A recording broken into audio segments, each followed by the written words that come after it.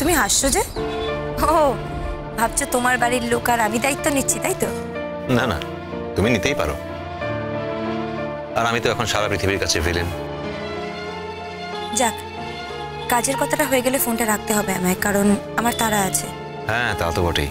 তোমার সঙ্গে তো আমার অকাজের কথা সারা জীবনের মতো শেষ হয়ে গেছে, তাই না? কাল 10টা নাগাদ যাবো। এক্সপেক্ট করবো তুমি থাকবে কিংবা আসবে।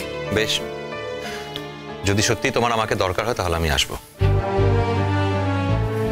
আমার সত্যি তোমাকে খুব দরকার এখন। আমাকে তোমার এখনো দরকার হবে ইমন।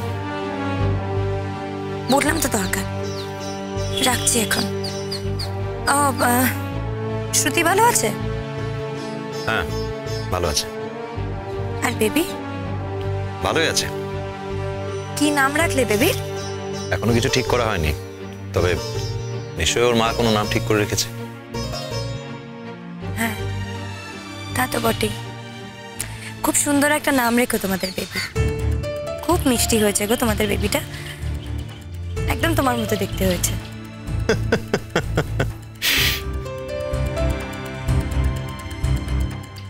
তুমি হাসলে যে? না এমনি, এটুকু বাচ্চাকে দেখে কি আর বোঝা যায় কার মতো হয়েছে? আমি ঠিকই বুঝতে পেরেছি। ওকে ঠিক আছে তাহলে। তোমার জীবনে তো হাসির কোনো অভাবই নেই দেখছি। এই তো কি সুন্দর খোলা গলায় হেসে উঠলে। এতই আনন্দ তোমার মনে যে তুমি সেই আনন্দটাকে চেপেও রাখতে পারছো না। এমনকি অভিনয় করেও তুমি দুঃখী সাজতে পারছো না।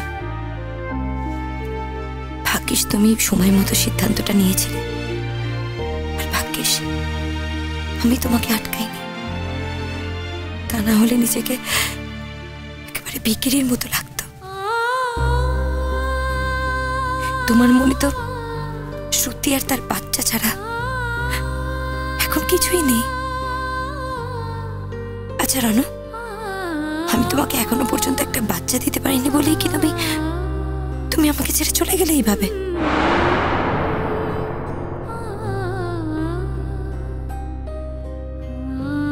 হ্যালো,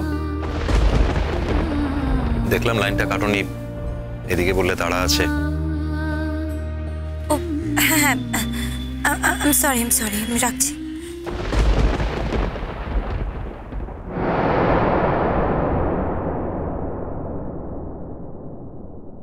ইমন কালকে একবার বাড়িতে যেতে বলেছে। যান, অবশ্যই যাবেন। ইমন ডাকলে তো আমি প্রয়োজনে পাতালেও যেতে পারি, সেটা কথা নয়।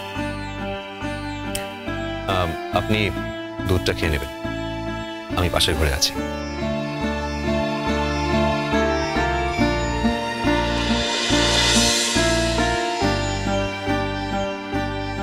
এত ভালোবাসেন যে মেয়েটাকে, তাকে ছেড়ে আছেন কি করে আপনি? এটা কত বড় কথা আপনি জানেন? ও ডাকলে আপনি পাতাল পর্যন্ত যেতে পারেন, অথচ সেই মেয়েটাকেই ভুল বুঝতে সাহায্য করছেন। ইমন জানে না যে ও কতটা লাকি। আপনার অন্তরে যে ও কোন জায়গায় আছে সেটা যদি জানতে পারত, তাহলে কখনো ভুল বুঝে দূরে সরে যেত না আপনার কাছ থেকে।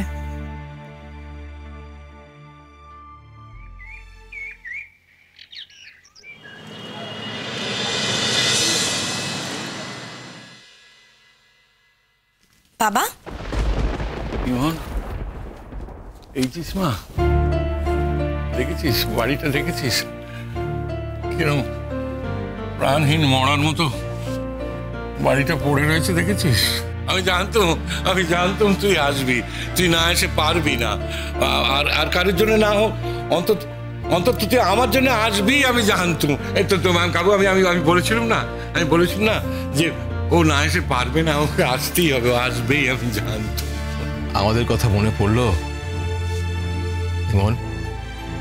এই কটা দিন আমাদের কিভাবে কেটেছে একবারও ভেবে দেখেছিস? ইমন তুই এসে গেছিস? আর যাবি না তো? বলার কোথাও যাবি না, এখানেই থাকবি বলে এসেছিস তো? হ্যাঁ, এতটা আশাবোধ করা ঠিক হচ্ছে না। এতদিন ছিল আমাদের বাড়িতে, মায়া নিশ্চয়ই পড়ে গেছে।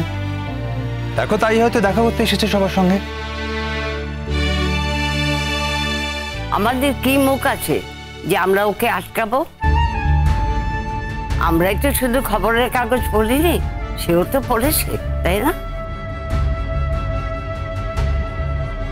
কি মুশকিল, ওকে তো আমরা ত্যায্যপুতুল করে দিয়েছি। ও তো আর এ বাড়ির চৌকাঠ কোনোদিন বানাতে পারবে না। তা হঠাৎ ওকে নিয়ে এখন এইসব কথা উঠছে কেন, তাও তো আমি বুঝতে পারছি না চর্দি। ও মা গো ইমন, তুই এসছো? তোমার কথা ভেবে আমার সত্যি সত্যি কি খারাপ লাগে গো ইমন। আমাদের ছোদ্দা ভাই সে কিনা এমন একখানা কাজ করতে পারলো, বলো দেখি, এমন একটা দোষ করতে পারলো। কি ভালো লাগছে তোমায় দেখে গো। মিঠু, আমার মনে হয় ও এই কথাগুলো শোনার জন্য আজ এখানে আসেনি।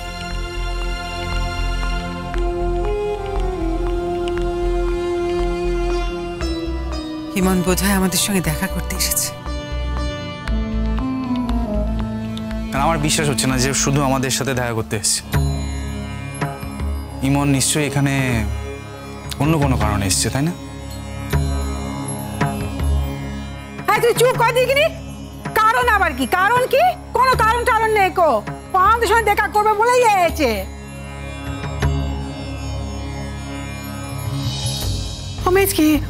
বোন যা না দেখ না, দেখছি যে এমনের মুখ আর কেন শুকিয়ে ছোট হয়ে গেছে। হ্যাঁ, কলেজের হোস্টেলে খাবার রোচে নাকি?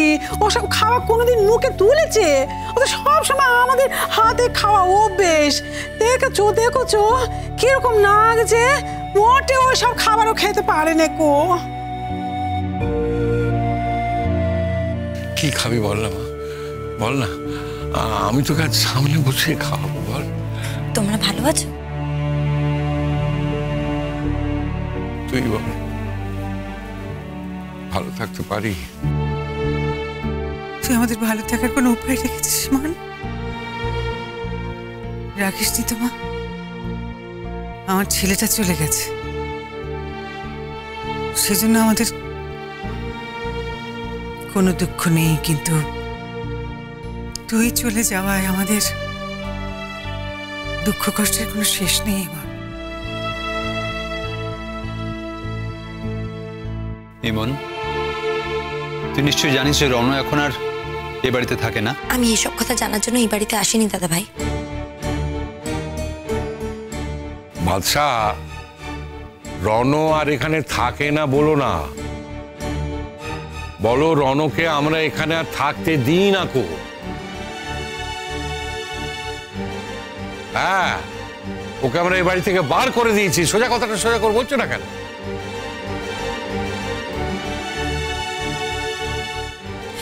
এসব কথা জানার তো আমার কোনো প্রয়োজন নেই বাবা। এখন কেন আমাকে এসব কথা বলছো? একদম ঠিক, একদম ঠিক। ও আমাদের কাছে এসেছে, আমাদের জন্যে আমাদের কাছে এসেছে। এখানে রণর কথা উঠছে কেন? আর রণর কথা যতবার উঠবে ততবার যে ওর অপমান হবে, তোরা এটা বুঝতে পারছিস না?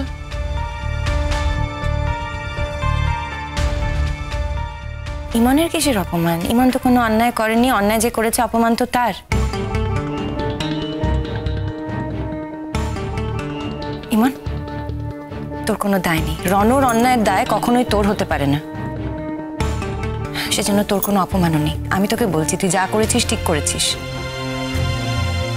আমি তো ভাবতেই পারছি না যে জল এত দূর গড়িয়ে গেছে। বিশ্বাসই হচ্ছে না এরকম একটা ঘটনা রণ ঘটাতে পারে।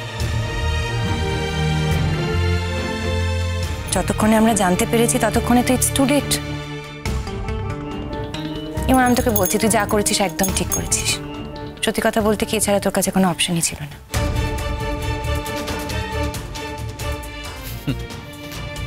অথচ দেখো, আমার এই ভাইটাকে আমি প্রাণের থেকেও বেশি ভালোবাসতাম।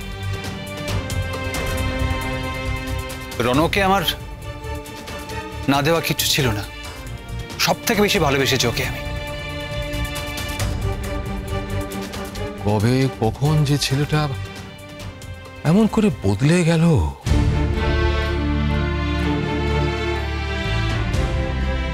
এমন কথা বলো না ঠাকুরপো।